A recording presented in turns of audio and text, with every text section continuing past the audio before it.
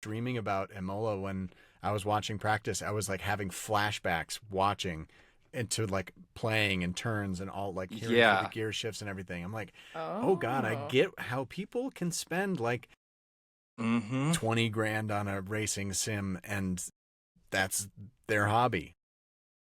I think that's a Oh. perfect opportunity to lead into what we oh my gosh. Is that an ice cream truck? Can you hear that? Mortified. I Yeah. love it. I wanted to This is the first time it's happened. I'm like, please God, is that happening right now? I love what was your favorite ice cream? I loved the like SpongeBob with the gumball Literally, eyeballs. that was the The thought I just best. had. I That can was see it. that for both of you. What was yours, Kelly? The like bomb pop, the like red, white, blue, refreshing. Wow, I didn't expect to judge you as hard as I am right now, but seeing Oh Jake, it my validates me. goodness. It's just Anyways.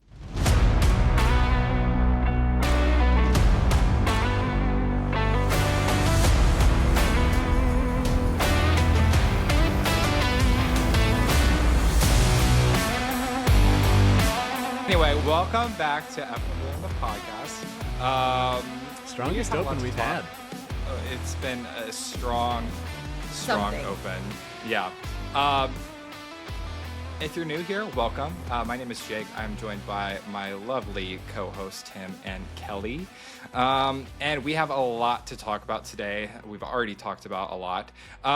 But we're going to talk about some chaos that happened this weekend, some crying that might have happened this weekend, and two of the three crown jewels of motorsport.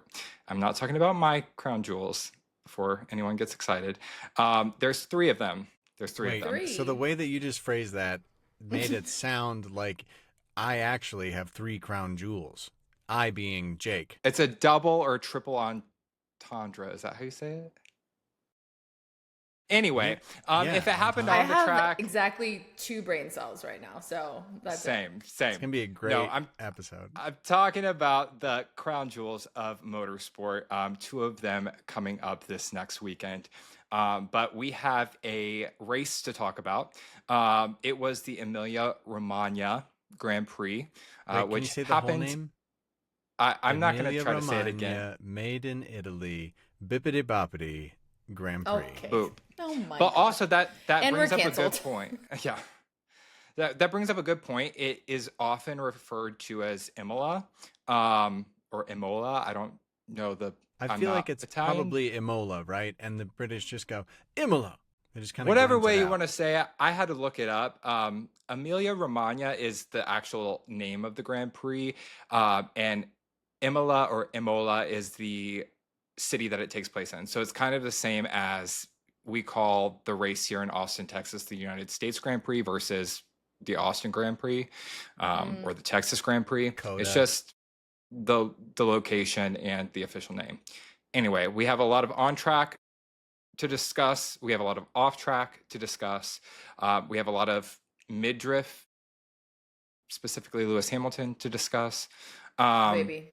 But before we get into it, I wanted to shout out all of our followers, listeners, and viewers on YouTube, TikTok, Instagram. If you don't already follow us, feel free to follow us at the link below if you are listening, or I'm going to put on our screen right here our handle on all of the things.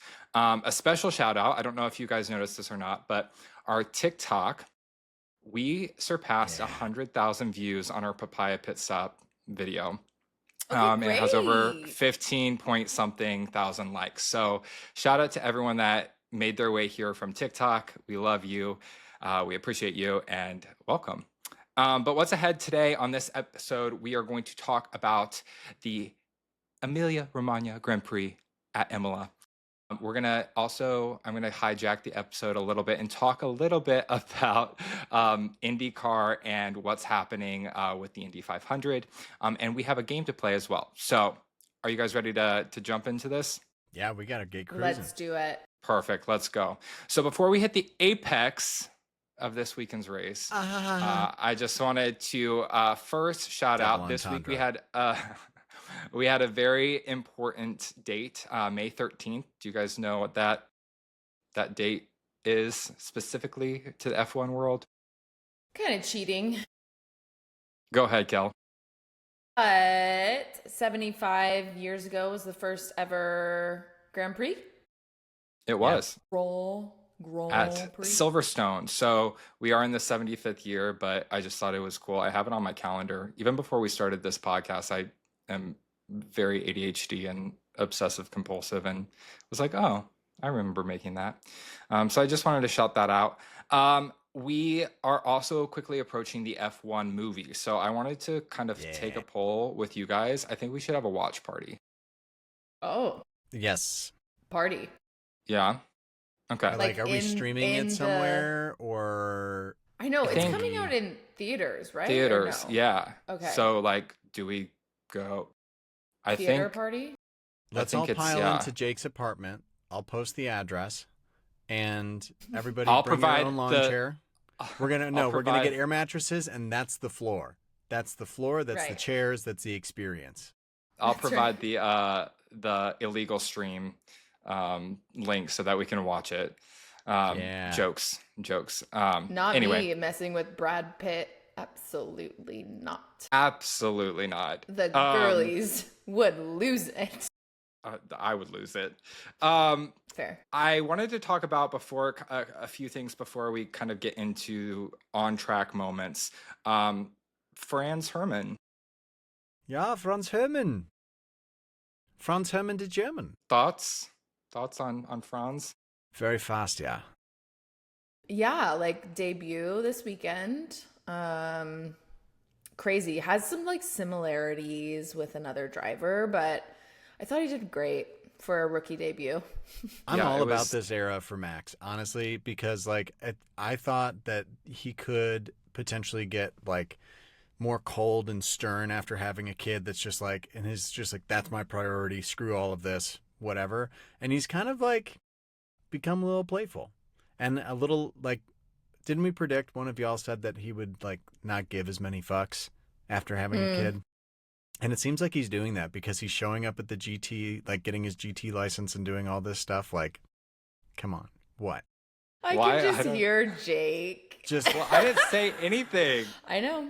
Do you do this on your ASMR channel too? Like where you're just like, it's just, you want to interject, but it's just that. No, I didn't say anything. I really didn't even think said anything everything either. With your face. I was just thinking about like, you said something about like he'd be more playful as like relaxed after he had a kid. And I'm just thinking like, yeah, I don't think you have a choice. Like you have like Hi, Hank. Or a dog for that matter.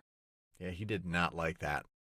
Yikes. But well, I think it's fun. And some of the drivers said this too. They're like, obviously Max just wants to be on track. He's like, he just wants to be on track all the time. It's just so ingrained. If he's not on track, he's simming.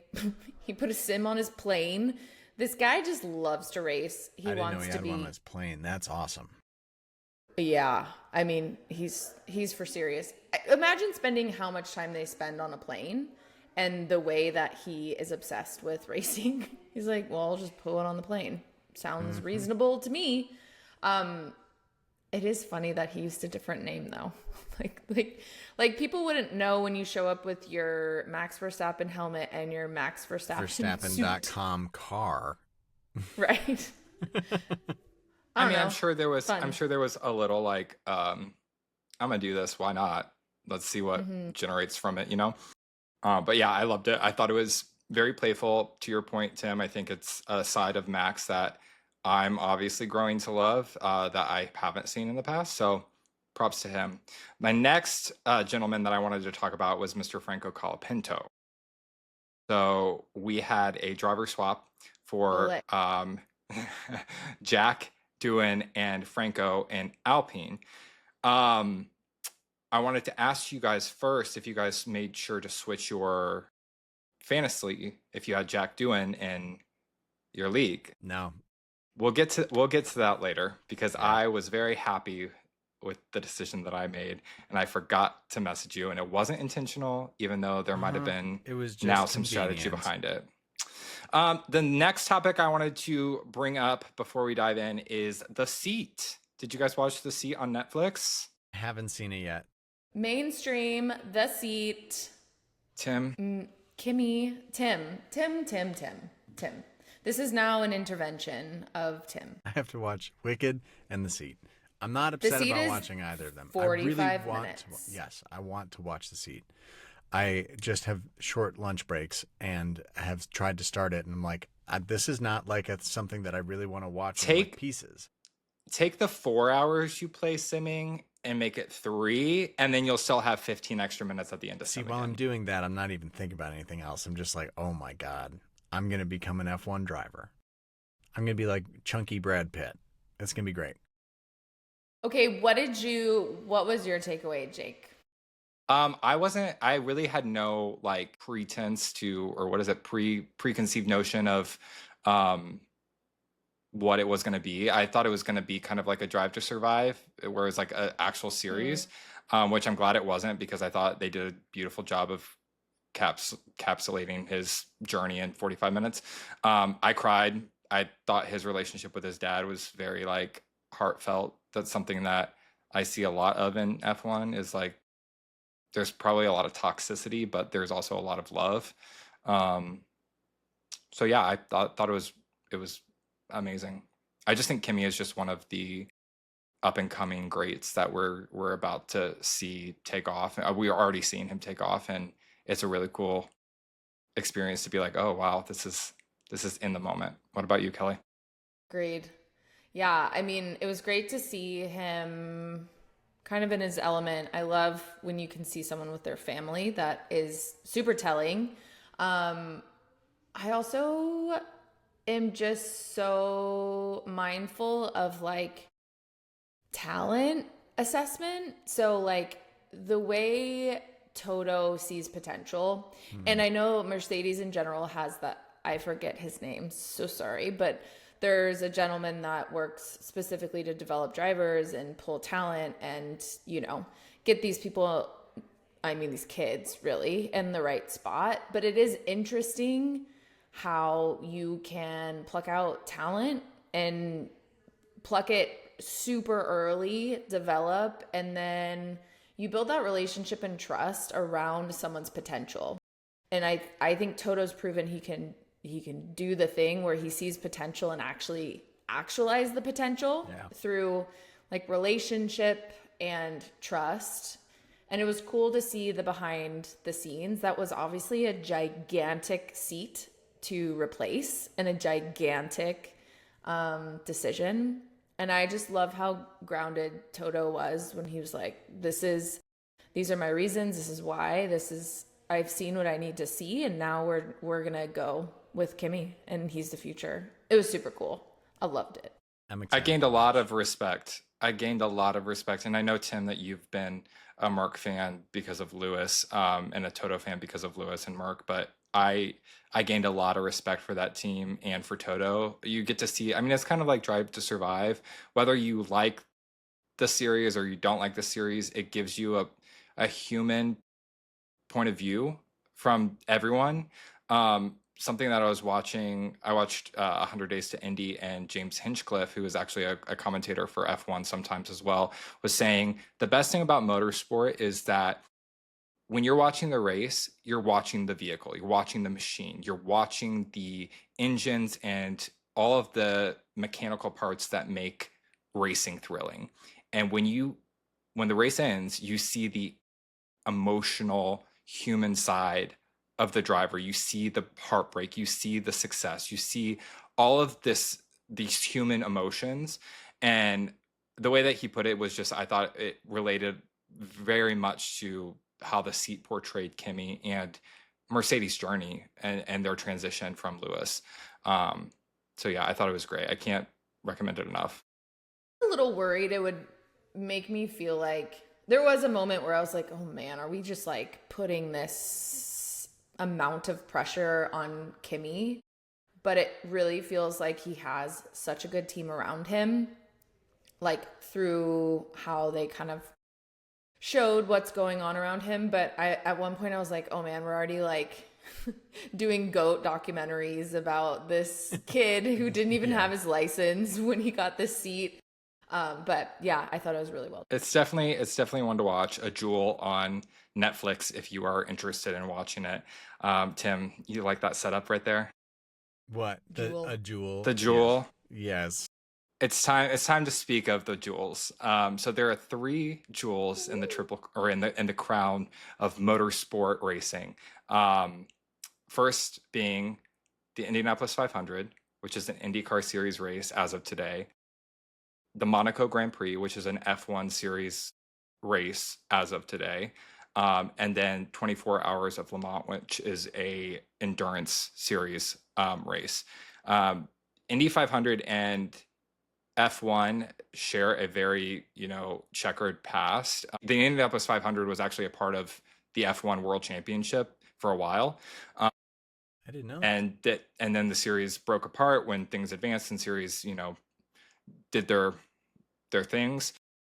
But I won't go into, deep detail about IndyCar and the differences between F1 and Indy and the history behind that. There are much more versed people that can educate you on that than I can. But I did want to take a special moment to call out. We are approaching the Monaco Grand Prix and the Indy 500. They happen on the same day, which is this Sunday. It's going to be really cool to see the pomp and circumstance that has surrounded both of those races. They're both like the oldest races for motorsport in their respected series. But also I wanted to mention we had history made this weekend for Indy. For the Indy 500, it was qualifying over 2 days. And a rookie named Robert Schwartzman, who's 25 years old. He's a Russian Israeli from Russia and Israel. I think his parents are from both. Wow. Not sure on that. But he took pole for Indy 500 on Sunday, and he's the first rookie since 1983 to do so with a rookie team. And Dang. he's never driven on an oval before. So you're going 240 plus miles per hour. He's never been on an oval before in a race. And what about rounded rectangles? Well, there you go. Has he been on one of those? He's never been on a rounded rectangle. But I just wanted to call that out because it's such a, I think we always hear the names Max Verstappen, we hear Michael Schumacher, we hear Lewis Hamilton, and they're greats and they deserve their spot, but there are so many other greats and upcoming greats that we're seeing across motorsport, which I think is just really, really exciting. But enough of the... It is also, I mean, there are rumblings of IndyCar, maybe a crossover for a driver with Cadillac coming into the fold. Well, and there's been crossover in the past, like Roman Grosjean, Marcus Ericsson. A lot of the drivers like IndyCar because there's a little bit more accessibility and freedom and better chance for them to win.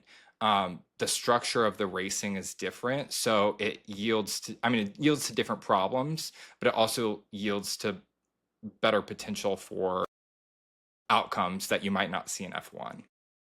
Interesting. Yeah. But where do you think Zach will end up this weekend? Sorry, this is time at a time. We're like, no, there's McLaren at the Indy and Monaco. Where does Daddy Zach end up? I think if he goes, I don't know if he's going to do every other. If he were to do every other year, switch between, I think he's going to pick Monaco because he was at Indy last year. But I also think Indy is like the only race on the Indy circuit that doesn't matter. But it's like drivers say they would rather win an Indy 500 than the World Championship of that series because it's that big. Like it is, you win Indy and you win Monaco. Like it's just, it's one of those things that has a weight to it. So I can see him being back in Indy. We have 4 drivers. He said, I would just like to point out, you said we. We have 4. Well, my team, McLaren. I don't want to take, anyway. Coming from a personal space, we have Yeah, 4 drivers. yeah. What about Good chances. What about you, Kelly? What do you think? Do you think he'll be in Indy or in Monaco? Oh, for my own sanity, I would prefer to not hear him on the pit wall this weekend. Oh, they will satellite him in. Oh I my was just God. gonna say They that's would, probably of what's gonna course. happen. He's gonna be on a Zoom call, and one of the He's like, engineers is just gonna be holding up the phone I'm like out this. here at Indy. It's great here. I'm sad I can't be there, but Did you guys know these cars go faster than the other ones? I didn't. Oh, gosh. Well, I think to, bridge the gap here between Indy and F1, there is a lot of crossover, but I came up with a little game before we kind of get into the depths of the episode with the race recap. And we're going to play a game called Push to Pass or DRS.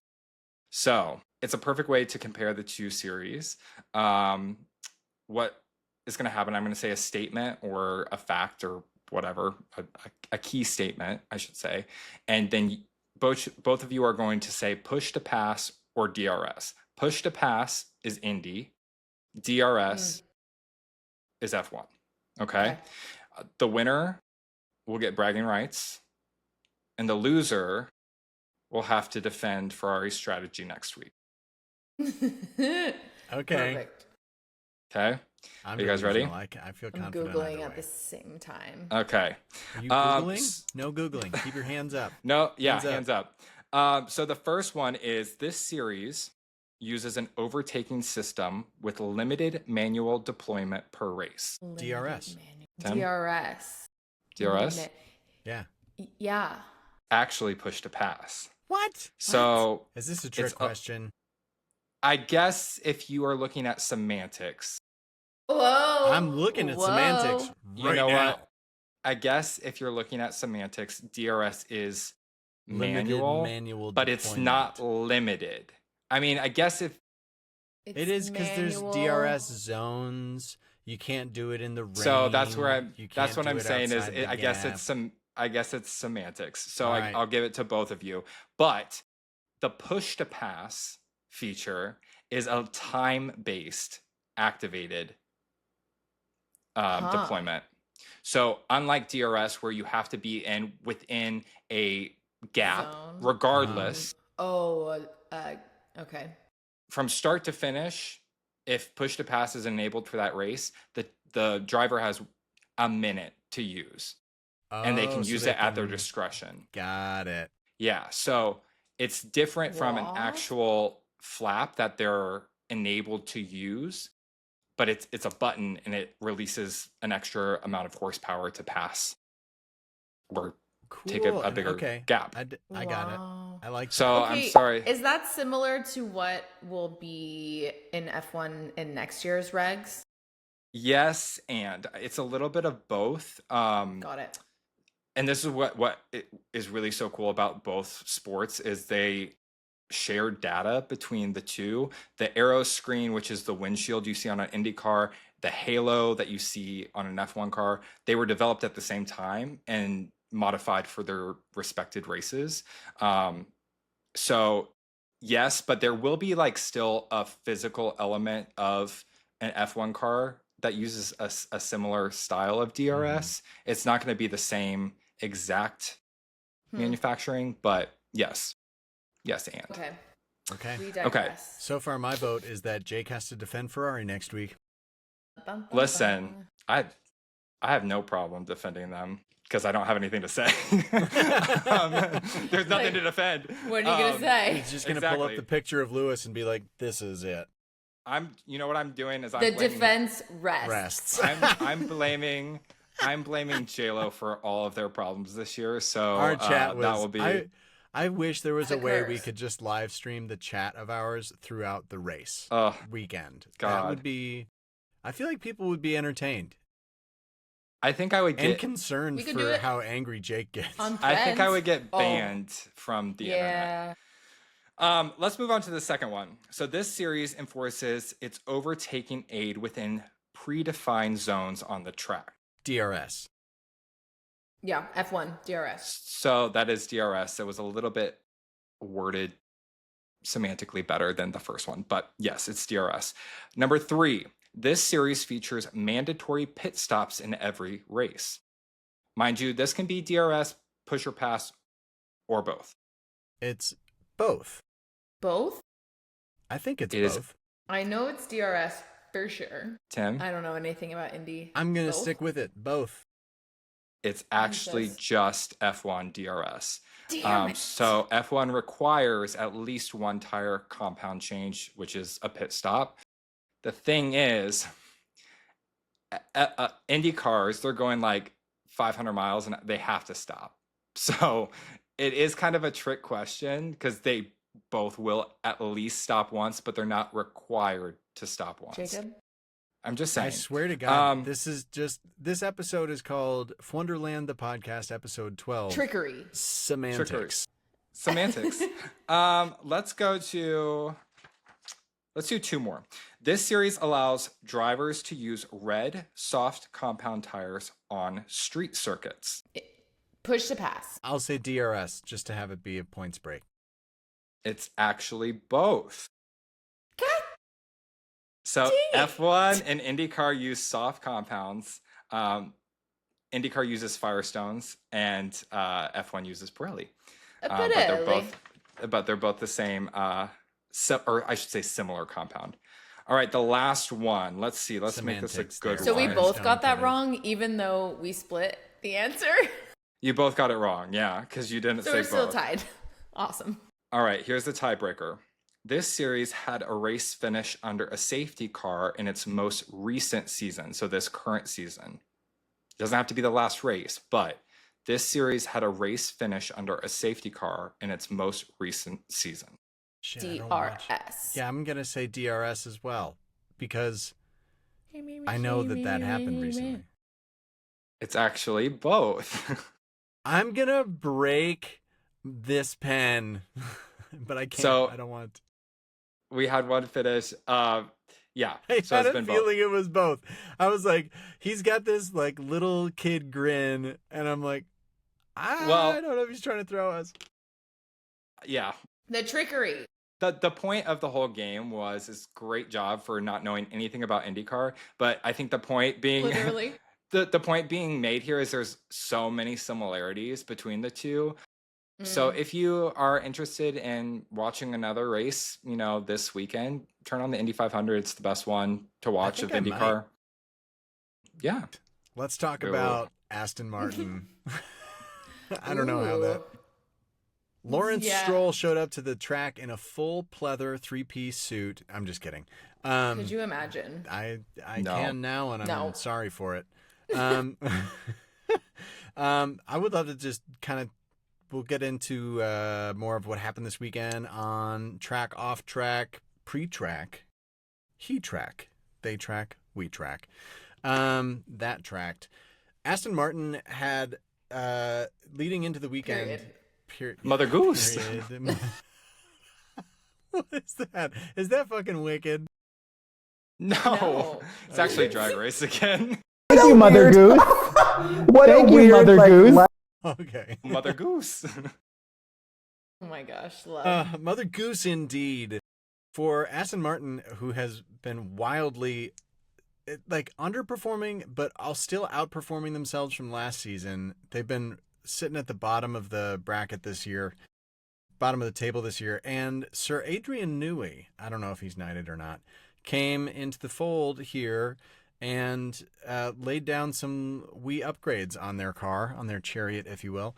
And it looked like incredible on track. What are you typing out? And I'm just Mother adding notes. Goose.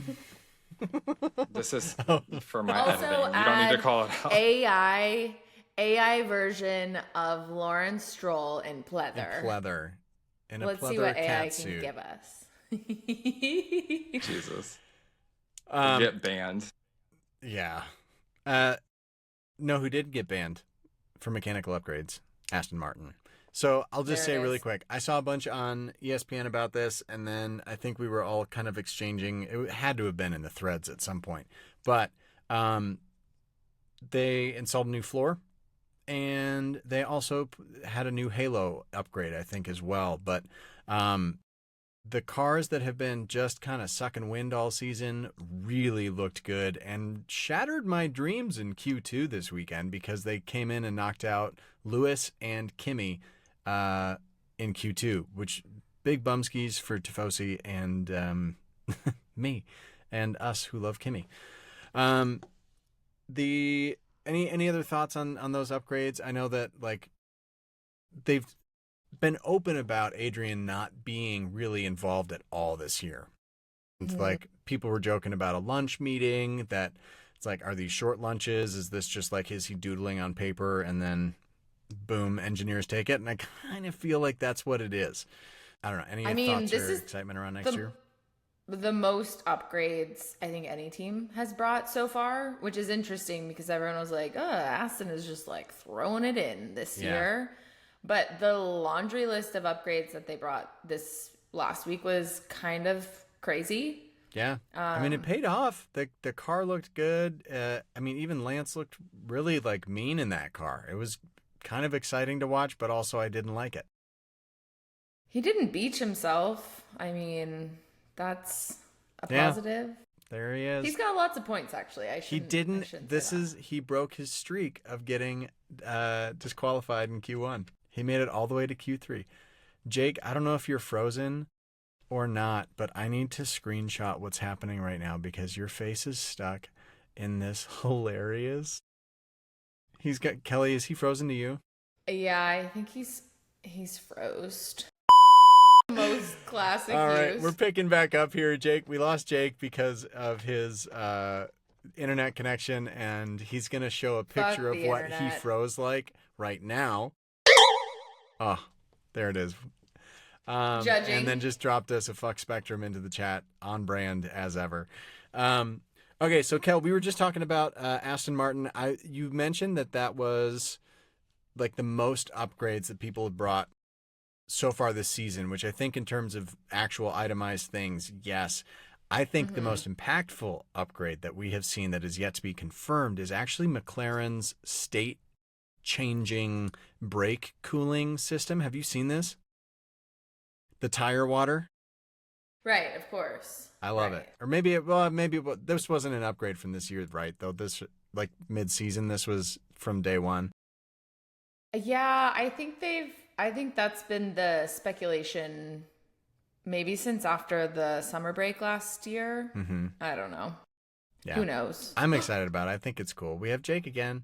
Hey, girl. Jake, we were just talking about the tire water / mystery state changing coolant in McLaren. Yes. Yes. Yes.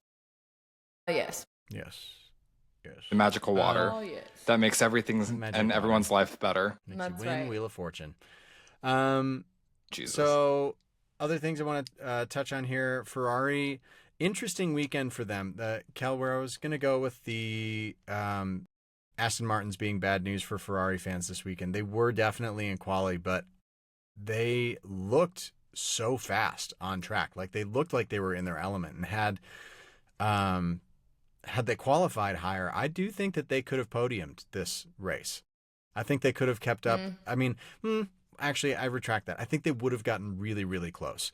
Because Max was, well, I don't want to take too much away from our on-track situation here, but Max was like in true Max form, driving like a madman. It was fun to watch 100%. him race this past weekend.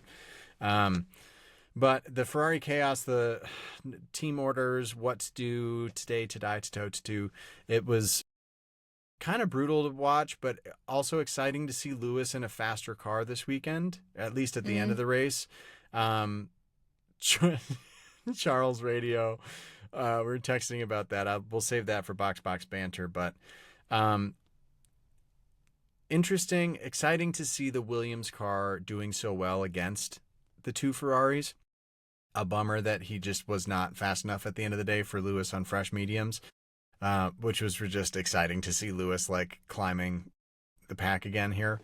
I don't know. I feel like overall the weekend was a better weekend for Ferrari, just mechanically and technologically. I think everything worked I think it's the point of view that you look at it. What pair of, I'm looking scarlet at it Ferrari? with my sad glasses on. Well, I'm just The saying, sad red glasses. what pair of scarlet red glasses are you, using? It's the ones that have seen some shit and who are really sad on the inside and sad all week. Just sad. The sad boy Scarlet. Yes. Yeah. Scarlet Sad Boys. That's the new group of Tifosi that I'll found. I think the Tifosi is really looking for circumstances to be perfect to execute well. Like, this race was a little interesting. You either were in the right window to benefit from the safety car or you got totally screwed. And I think Hamilton was in the right windows, and then all of a sudden he loved his car. Because he did not love his car. Practice, qualifying. It was bad. The brakes on both cars were just busted. And then the power of Imola, home turf. That's just like, it's so classic, right? Like, Max hates everything. I know, Jake, you're gonna jump on board here. Max hates everything the whole time. Like, everything is horrible. He wins and he's like, oh my God, this car is great. Unbelievable. We are 400th race. Great job, everyone. This was a great race. Yeah. Expected result. Yeah. So, I mean, I don't know. Ferrari. They just don't seem to be in control of their own destiny at the. It seems like they're, and this is where I don't disagree with you, Tim. I just think it's looking at like Charles's weekend versus Lewis's weekend and the set of circumstances that they both had, whether that's in their control or outside their control. Like, Leclerc probably was like, fuck this, I'm going home. You know what I mean? Like, I think you or someone sent in the group of like Charles, like in 2024 going to Monaco and 2025 going to Monaco. And he's like jumping off the boat into the water. And then this year he's jumping off a cliff. Like, that's very like, and I think it speaks to Ferrari's lack of cohesion when it comes to everything. Their drivers, their team orders, the design, the livery, the seersucker, everything. I just don't, and I love Lewis Hamilton. I like the seersucker, but it was just out of left field for me this year. That seems like, but I feel like that's like everything seems out of left field with them this year. Yeah. Lewis, Lewis, Ferrari, who are you? It's just Ferrari. I just think that like it's I can't imagine being a diehard Ferrari. Like, if I felt the way that I do about McLaren, about Ferrari, like, y'all need, I wish I could give you a hug right now. I wish I could give you some therapy. I wish I could give you some Xanax, because the roller coaster that they are putting the Tifosi through is just wild. And I love Ferrari. Like, I like them. They're just not my number one team. So I'm not as invested as, someone else, but it's exhausting. Yeah. I am really glad that I have chosen to root for Williams as well this season, before the season began, because that's been a fucking vibe. JV. We love it. I'm just glad I like and hate every team. How about that for you Libra fans out there? Happy to be here, don't you know? Don't want to get anybody upset. I love everyone. They're trying real hard. Handsome young men. They're a bunch of lookers. And everybody's just driving as fast as they can. Driving to surviving. Kelly is the best, but also the worst when it comes to being like relatable to, like, if I get heated about something about McLaren, she'll be the first one to be like, no, actually, he didn't push him off the track. But then also, if I want to say like something bad about Liam or something, she's like, yeah, fuck Liam. So it's well, that I feels never know what on brand I'm gonna all get. the time. Yeah, I mean, fair enough. That's also very Libra. He's dead to me. Jesus. Speaking of V-carb, are we ready to talk about? Go. We need to get into the race. We're 48 minutes in. Live, laugh, love. All right. So Let's talk about it. Let's talk about it. Chaos, obviously. We're just gonna hit some of the highlights because practice gave us one of the scariest crashes I've seen probably since Grosjean. I mean, It's I pretty think scary. since Zhou Guanyu's, when he flipped into the stands, do you remember that 2 seasons ago, last year? True. Yuki crash in qualifying Q1. Definitely the worst of the season. Not ideal. He even said, like, he used the word unnecessary. Sometimes I'm like, is that a like lost in translation, or you really mean unnecessary? Because it was. I mean, to be fair, it was unnecessary to push maybe that hard in Q1, but also so scary. The fact that he got out of that car and just walked away feels wild, but also speaks to safety and the things that they have done. So I don't know. People at the factory, Kelly. People back at the factory. They did that. Kelly is never going to All live the that one down. people in the factory, they are working so hard.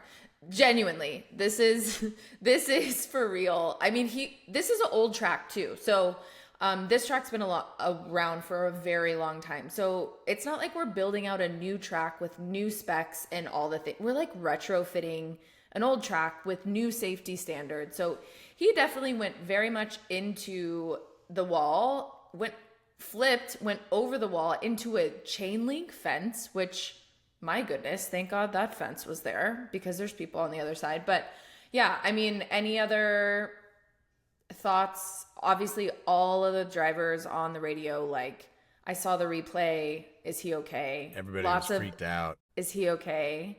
And this is also a little bit of an eerie track. So, like, context-wise, it matters. All of these drivers know what has happened here.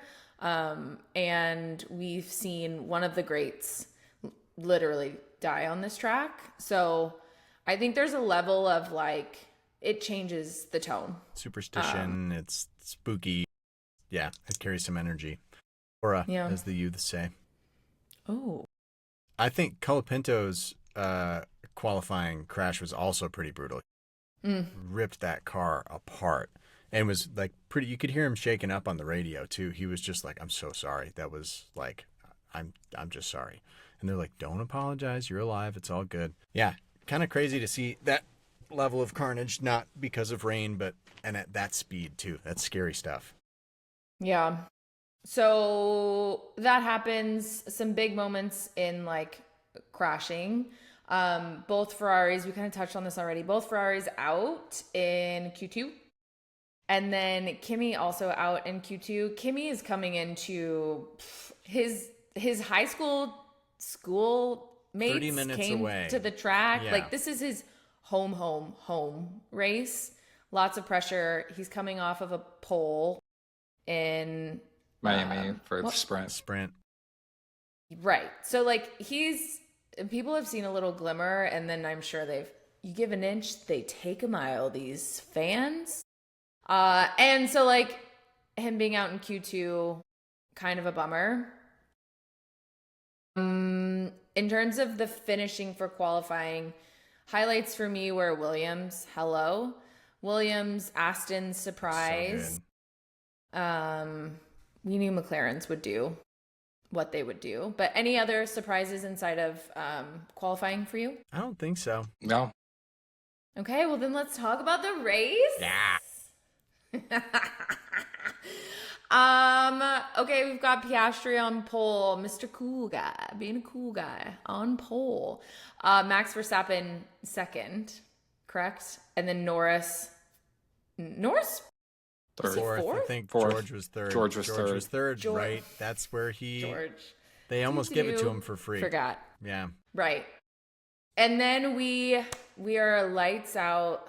Away we go. Someone goes. Talk Max us through went. turn one. Oh, Well, I mean, Tim, you take it because I woke up late and I was like, what happened? turn one, so good. And on this circuit too, it's interesting because it's not like a flat out and then you're turning. It is, you're turning now.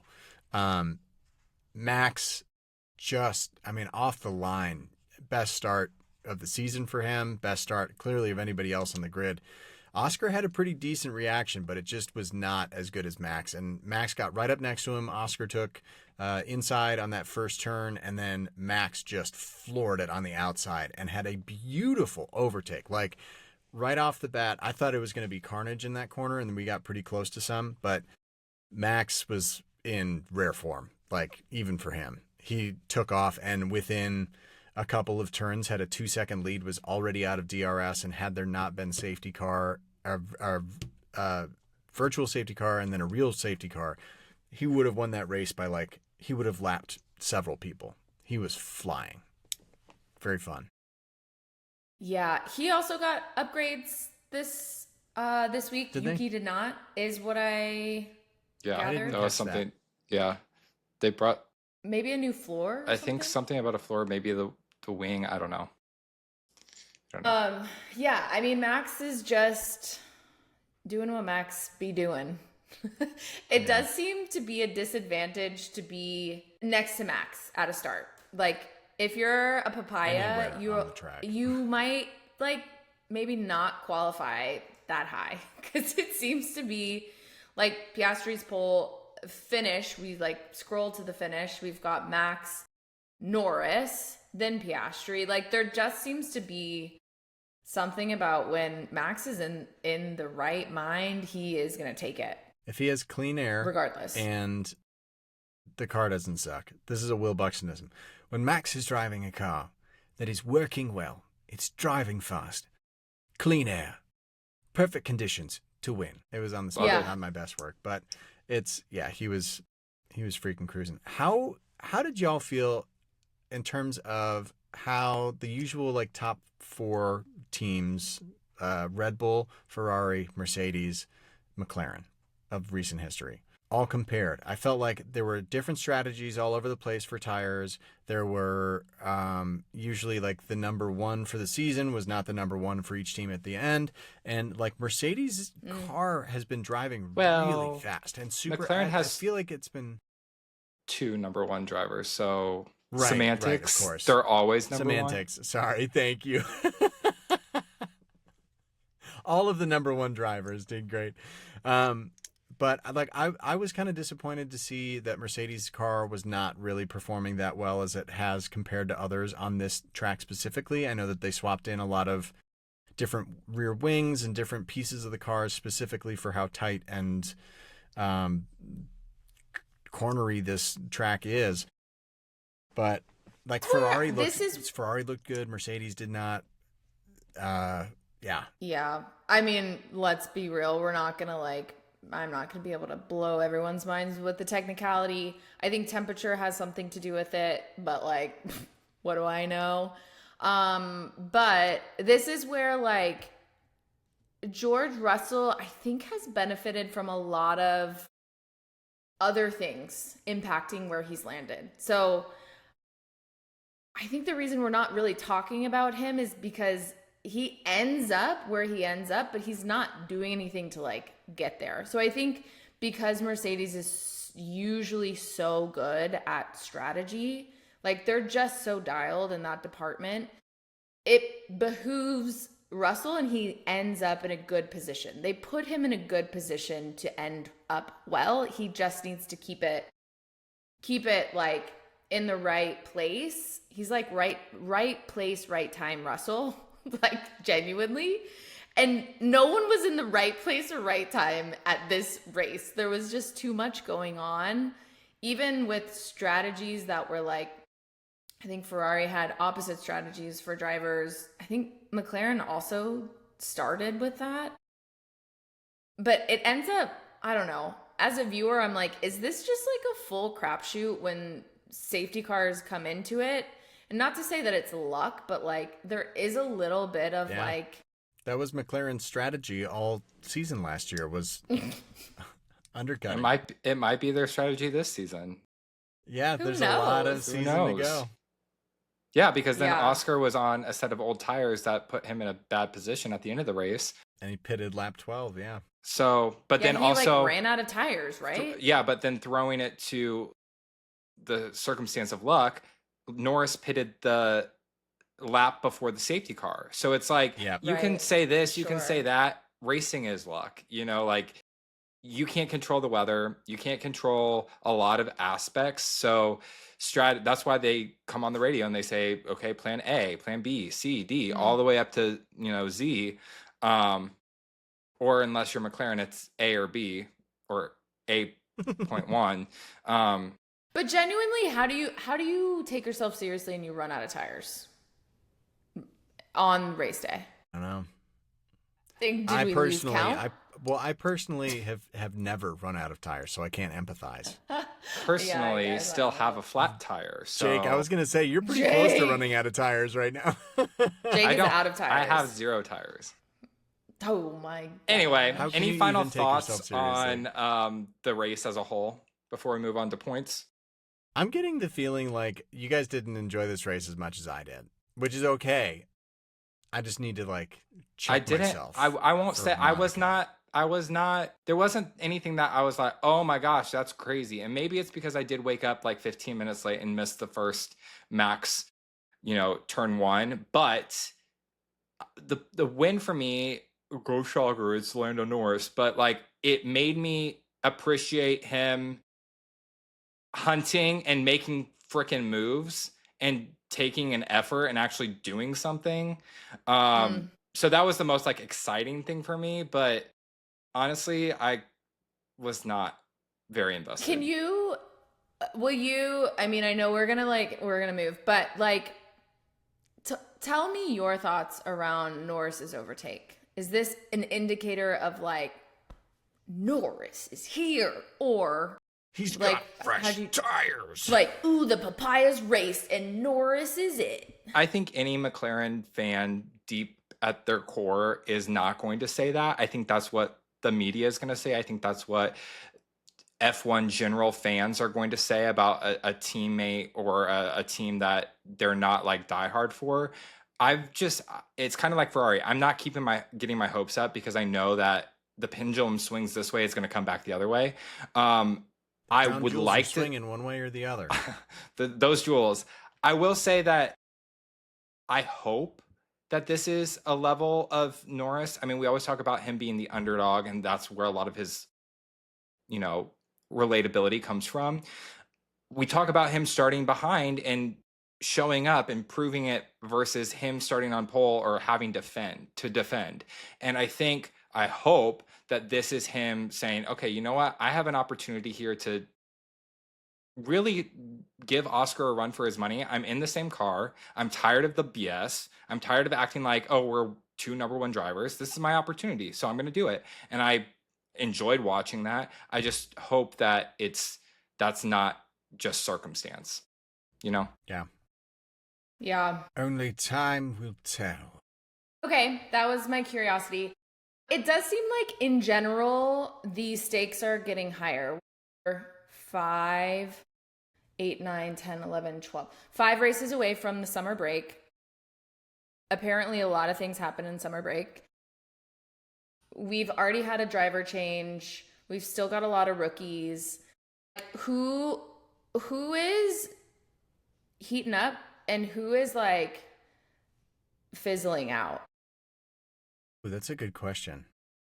I feel like something's got to give at Kick Sauber. I feel like Bortoletto is either being developed. Who? Just kidding. The green team. Ah, yes.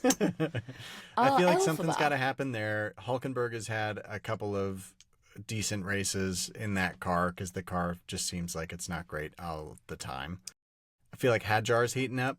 I feel like putting him in I don't want to see him in the Red Bull this season, but I think he could be a contender. Who knows, depending on how Yuki does and where Max ends up next year. I feel like Max could leave and go to Aston next year. Why not? George is chilling. Okay. Isaac's heating up for you. Yeah. Bortoletto, not so much. Kimi, obviously. I feel like I've had to touch on the people that we don't talk about on a weekly basis, but like Kimi obviously is there too. But I'd say Isaac is probably, outside of our huge, he's probably my fave right now. Heating up. Love it. Jake, who's heating up for you? Heating up, I think Williams. I think it's a slow burn, but I think we're starting to hit the boiling point with them. I mean, just looking at points, I think they're going to overtake Ferrari this year. I think we're going to see a Williams top 4. I'll say it now. Yikes. Well, and hearing the way that Alex and Carlos are talking about their car and their team and everything is not how drivers spoke on Williams last season and beyond. Like, and seeing the battle between the Ferraris and the Williams this race, I think is a key indicator of what we're going to see in the future. And if Ferrari can't hold their own against a Williams, it's exciting. I love it. Conflicted, but I love it. I think the future of the sport, where is it going? I think that Ferrari is going to. I think Ferrari has the biggest out of all of the teams, other than Kick and Alpine, which I think they're going to kind of stay the same throughout the season, just because Alpine it is what it is. We never know what it is, but it's going to be one. But I think Ferrari has the most development to do. Yeah. Yeah, that's fair. I'm nervous for Fred. Should I take us into the standings real quick here? Let's get into standings. Yeah. All right, so Drivers' Championship standings right now, Oscar Piastri, Lando Norris, they are only separated by a 13-point gap there. Very important to know. Then up next is Lando at 133, Max at 124, George Russell for Mercedes at 99, Leclerc at 61, Lewis Hamilton at 53. 7th is Kimi Antonelli, 8th is Alexander Albon. Then we've got Esteban Ocon, Lance Stroll, Carlos Sainz, Yuki Tsunoda, then Pierre Gasly, Isaac Hadjar, Nico Hülkenberg, Ollie Behrman, Fernando Alonso, Liam Lawson. So starting at Fernando Alonso, here on out are at 0 points. Fernando, Liam, Jack Doohan nothing. Gabriel Bortoletto, and Franco Colapinto. Right now, Constructors is McLaren with a hefty lead at the tippy top. Mercedes is next, which is, I want us to go back and look at our F175 event episode and see where we ranked things. Maybe at summer break would be a good chance for us to do that.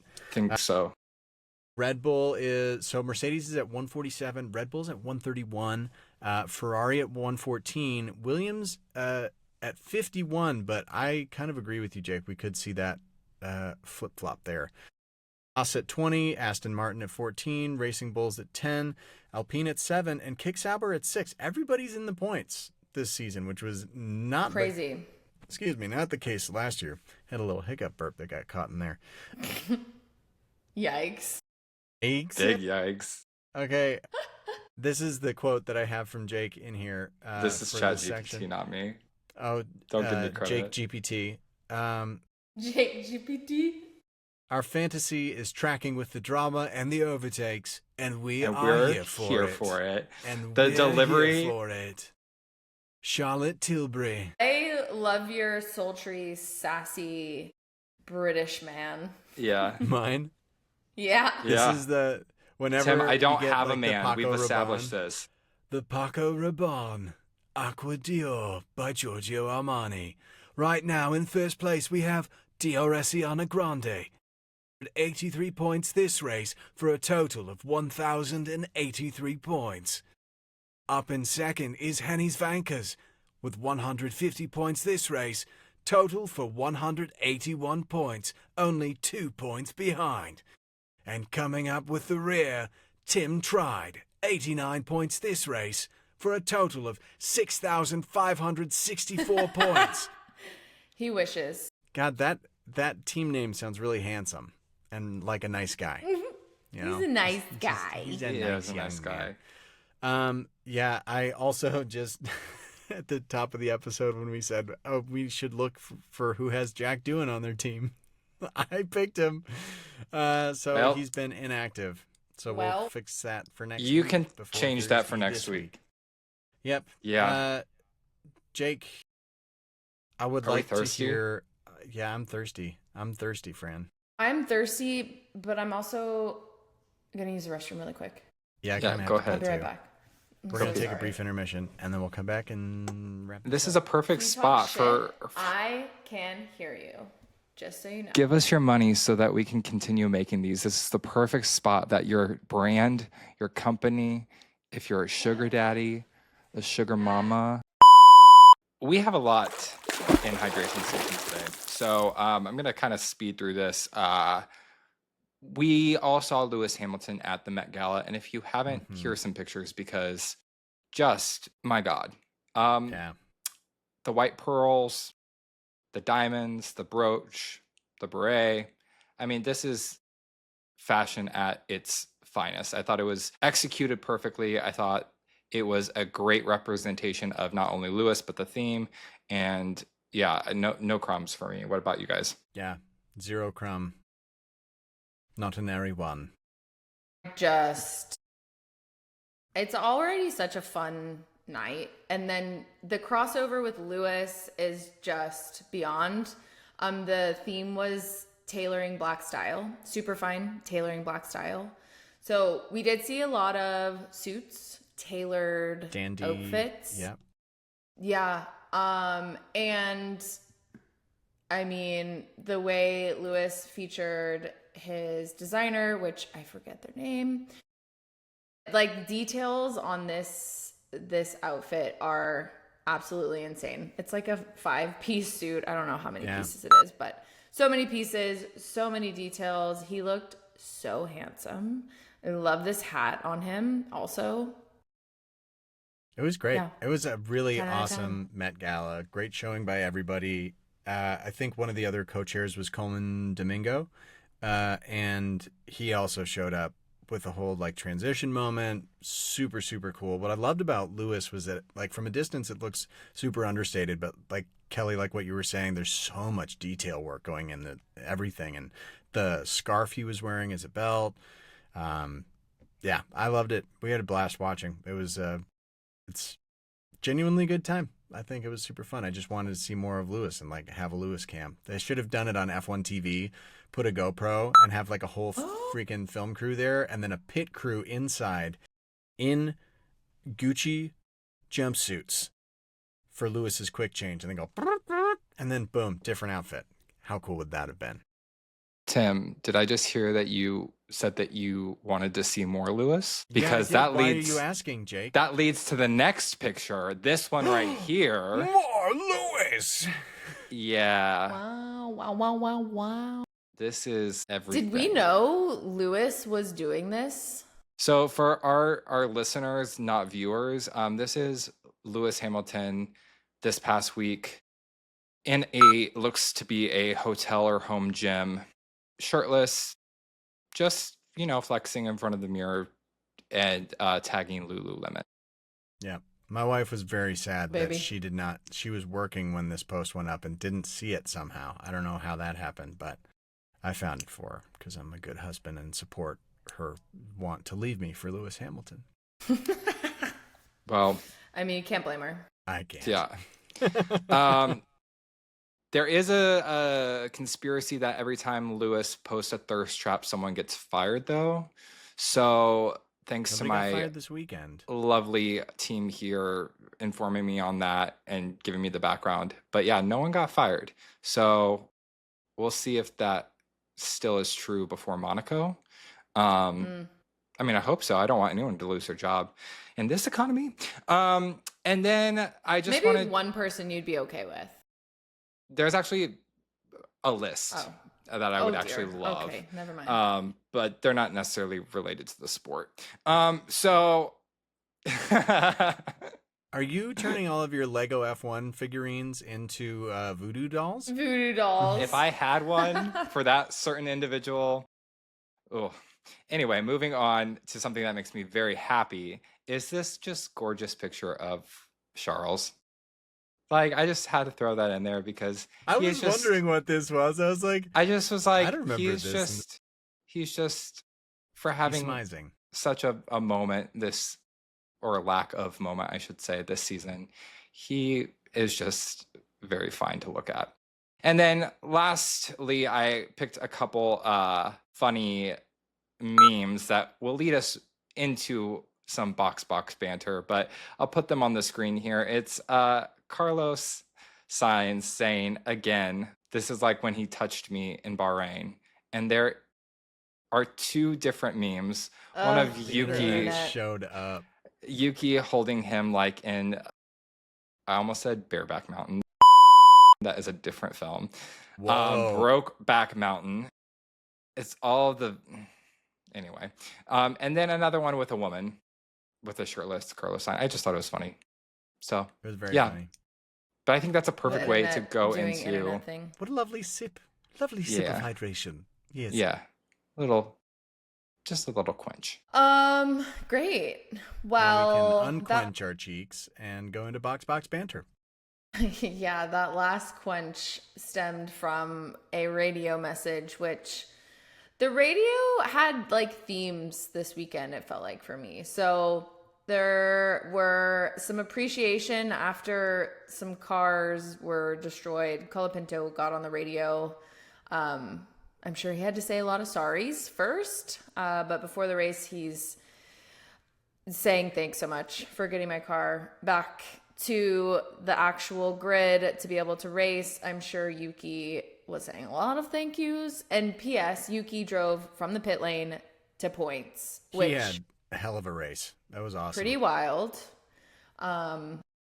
Can't say the car's not there if you can do that, I guess. I'm not sure. Safety cars, I don't know. Listen, it's not me. But the unraveling and the unfolding of Ferrari as witnessed by radio continues. This is part 7. We've got Leclerc, sweet Leclerc. I mean, you saw the picture of his eyes. After qualifying, we got my God 7 times. My God. My God. My God. I thought I was in church for a minute. Like, I just loved the one that was just like the Ermagerd. Just he slipped out of like being proper, and it was just like a my God. Yeah, you can feel the frustration through the radio. He slid back into his like nice guys get fucked story through the radio. Which, we're here for. Hamilton also just did quite the roller coaster on the radio. He ended up where no one would anticipate. What a great race, guys. Fantastic stop strategy. The car felt great Feels good today. to I'm be back. so grateful. So proud. There's something when he says grazie a tutti. It Traitors. does something to me. It's because of Alan Cumming. Is it? Because Why? he goes, ciao tutti all the time on Traitors. He always does a Legend. tutti. Yeah. No Hamilton one else is can a do that. traitor. He would be a traitor. He is. Why? Say. Wait, say more. I love the traitors, I could. but he Say more. he kind of is. Mm. I'm just gonna say. I mean, I said hot take. Lewis is kind of pissing me off this year. He said, And he will not expand, so don't ask. It just- okay. He will not be taking questions. he will not. It's. I mean, they stand." all do. But it's just like he pushed me off, or Okay, this new voice that you're doing is everything, and we need it more. I don't know what I'm doing. So Oh, I'm gonna have to watch. rooting for Lando Norris. And Yeah. then you said, "Oh, he pushed me up," and it's just perfect. I love it. Yeah, I mean that's it's the narrative that they all like to throw out there, and I feel like Hamilton, out of everyone this season on the radio specifically, is the most up and down of like, Yeah. come on guys, That's this is fair. all fucked, or this is a great race, So that's where I say he's annoying me this year, but I love him as a person. I love him as a driver. Just So fair. Could be a little more Piastri about it. Do you see what I did there? yeah, You see what I did there, Jake? Are you okay? yeah. Take a minute. My blood The pressure last is one. fine. Fair. I'm He's fine, a cool okay. guy. The last one I want to call out is just Alonso. Alonso is 0 points this year. He is not having it. It's going to be torture. It's a wreck. I'm the unluckiest driver in the fucking world. I missed this one. This is like a grown man child that is like, I have thrown in the towel. Whoa. This is the like worst fucking car. last year. Do you remember when he like wanted to retire the car because his back hurt? And he's like, I do it for the team. Like he's doing everyone a service. Yeah, I mean, that's the risk you run unluckiest. hiring a 43-year-old. You know, I've had a bad back. I've been there. I don't want to stop. It's driving. true. That's really all. I mean, it was kind of sad on the radio. I'm not gonna lie. But those were a lot of the call outs for me. I had And now one that I thought was funny. Where is it? I thought that Alex Albon had a really funny one. Lap 27, I wrote down. He goes, "Oh, come on, guys. Let's not be stupid." Yeah. That was a good one. Anyway. Talking to JV, your man, how did you feel about that? I mean, Well, you know, sometimes not he's specifically just, JV, he's only human, right? In the eyes of most people. In the eyes of me, he's a saint. Should have been Pope. So, not bitter about it, but hashtag Dear. should have been Pope. Will be That's Pope a take. someday. No, it's okay. I'm happy. The Pope's from Chicago. How neat is that, huh? He's a Sox fan, though. Pope. I'm gonna keep That's my all mouth right. shut. I was raised a Sox fan. My dad, that was his team, so we got lucky. That's the one thing the didn't know Sox that. got, you know, in the past 50 years. So, You're not bitter. It's okay. not better. Be better. Well, hot Can't takes believe coming it's not up. Butter. Tim, Yeah. give all us right. a take. I've got two. All right. 2.5. I love it. 2.5. First I one love the half. it truly is a half a joke. First one is, the thing about having two number one drivers is that it's not that much different than having two number two drivers. All right? When the Ferraris perform well and drive fast, they are going to be I can't. I have my note covering Take here, two. so all I can see is your hand like this, and then up. All right. Jake's doing good. When the Look at him. Ferraris perform well and drive fast, they are going to be much better off than when they perform poorly and drive slow. Facts. Facts on facts, literally. The half joke that I have, would you care to hear? Because I'm going to do Absolutely. it anyway. Thought that was the first one. Oh, Just joking. That was a full joke, Jake. That was a funny. full That's joke. full joke. your papayas are a joke. Two number twos make a half. The bias So is a joke. Like, you're right. Kelly's really good at like swinging from side to side. Like, I I know. felt defended there. I appreciated it. Okay, the half a joke I have is about Kimmy. If you invite all your friends from school to see you race and your car doesn't finish, that's where I stopped the joke, because I was like, I don't want to be mean to Kimmy. Stop. that might be your best one, honestly.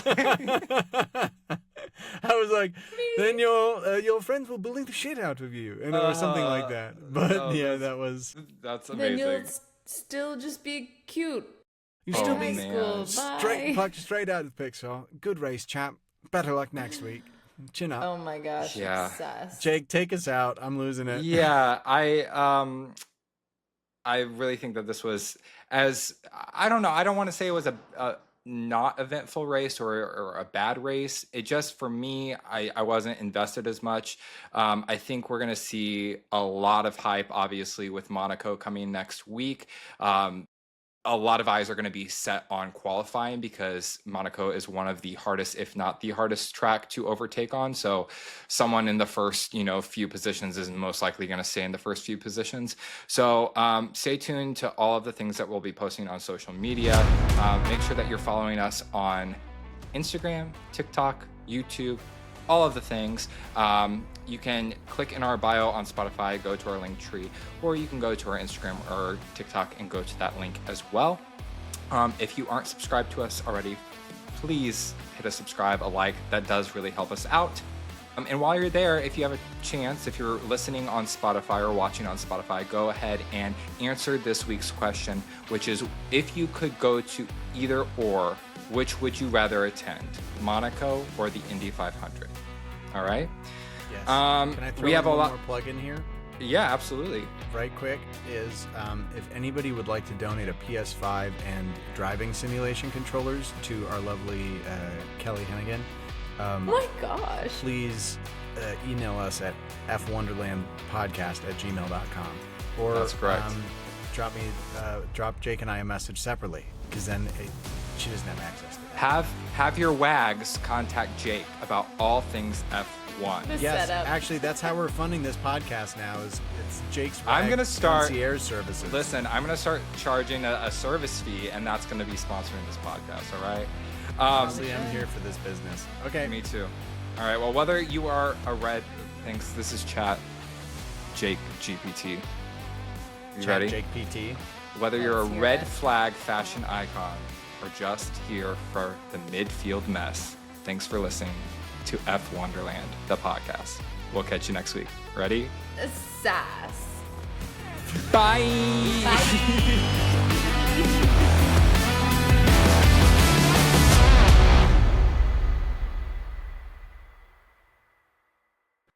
Oscar Or- got a chair. I Yeah. think so. Right? Yeah. I hope I'm not. Yeah. My Yeah. gosh. Yeah.